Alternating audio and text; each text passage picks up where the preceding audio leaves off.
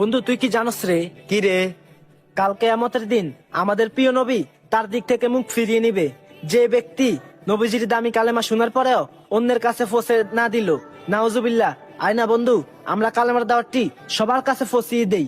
হয়তো তুই ভাববি আমার একটা শেয়ারে কয়জনে শুনতে পারবে। হ্যাঁ বন্ধু, তোর একটা শেয়ারে অন্যের কাছে যাবে, অন্যের একটা শেয়ারে অন্যের কাছে যাবে। এমন করতে করতে হাজার হাজার মানুষ নবীজির কালেমা শুনতে পারবে। এতে তোর আমলনামায় অসংখ্য অগণিত নেকি উঠতে থাকবে। সুবহানাল্লাহ। তোর দেরি কি বন্ধু? আয় আমরা কালেমার দাওয়াতটি সবার কাছে ফসিয়ে দেই। লা ইলাহা ইল্লাল্লাহু মুহাম্মাদুর রাসূলুল্লাহ সাল্লাল্লাহু আলাইহি ওয়াসাল্লাম। সবার কাছে কালেমার দাওয়াতটি ফসিয়ে দেন। আমিন।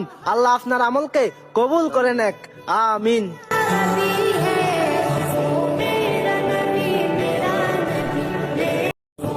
বন্ধু তুই কি জানোস রে? কি রে?